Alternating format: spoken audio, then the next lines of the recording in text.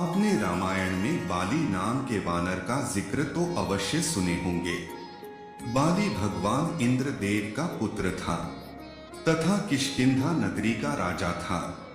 बाली के पास एक अनोखा वरदान था कि युद्ध भूमि में कोई भी शत्रु उसके सामने जाता था तो उस शत्रु की आधी शक्ति उसके अंदर समा जाती थी। महाबली बाली के पास 100 हाथियों के बराबर बल था। वह बहुत ही शक्तिशाली था। ऐसा कोई भी योद्धा नहीं था जिसको उसने युद्ध में परास्त ना किया हो। यह शक्ति बाली को कैसे प्राप्त हुई थी, चलिए जानते हैं। तो नमस्कार दोस्तों, आप देख रहे हैं DM जर्नी। चैनल पर पहली बार आए हैं तो चैनल को सब्सक्राइब करें और बेल आइकन दबाना बिल्कुल न भूलें। वीडियो अच्छी लगी तो वीडियो को लाइक करें, शेयर करें और कमेंट बॉक्स में जय श्री राम लिखना बिल्कुल ना भूलें। तो चलिए कहानी के ओर चलते हैं। ऐसा कहा गया है कि देवराज इंद्र ने बाली को एक हार दिए थे, जिसे ब्रह्मा जी ने मंत्रमुक्त कर उसे वरदान दिया कि जब भी वह इसे पहनकर युद्ध में जाएगा तो उसके शत्रु की आधी शक्ति उससे छीनकर बाली को प्राप्त हो जाएगी, जिसके कारण वह और अधिक बलशाली हो गया। उसके पास इतना बल था कि एक बार बाली ने लंकापति रावण को भी अपनी काख में दबाकर पूरी पृथ्वी में घुमाया था। बाली के इसी वरदान के कारण कोई भी शत्रु बाली के सामने टिक नहीं पाता, क्योंकि जब भी कोई शत्रु बाली का सामना करने के लिए रणभूमि में आता तो उसकी आधी शक्ति बाली में समा जाती, जिसके कारण बाली अपने शत्रु से 2 गुना अधिक ताकतवर हो जाता था और अपने शत्रु को आसानी से परास्त कर देता था। रामायण काल में हमें इस घटना का वर्णन भी मिलता है कि जिस लंकापति रावण को भगवान राम मारने के लिए अवतार लेकर आए थे, उस लंकापति रावण को बाली ने परास्त किया था। इतना ही नहीं बल्कि बाली रावण को 6 महीने तक अपनी काख में दबाए दबाए घूम रहा था।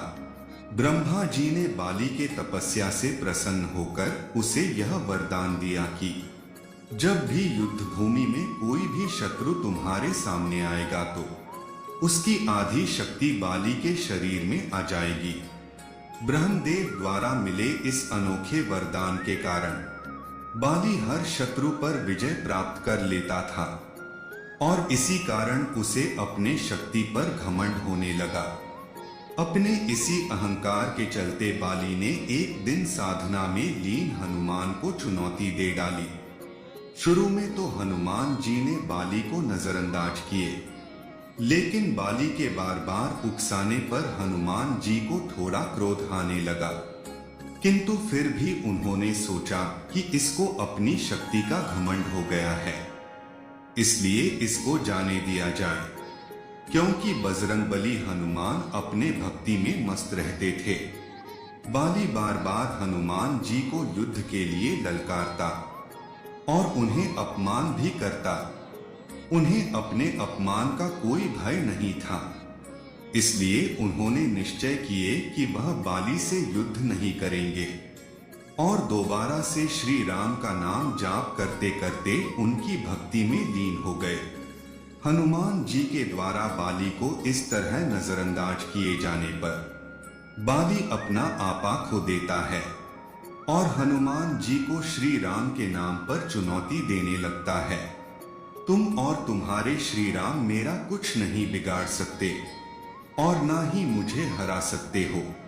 अपने तक तो ठीक था, लेकिन जब बजरंगबली ने अपने प्रभु श्री राम के बारे में बाली के मुख से चुनौती सुनी तो उन्हें गुस्सा आ गया और उन्होंने निश्चय किए कि बाली का घमंड अवश्य तोड़ेंगे। यह सोचकर हनुमान जी ने बाली की चुनौती स्वीकार कर ली और उसके साथ युद्ध करने का निश्चय किए।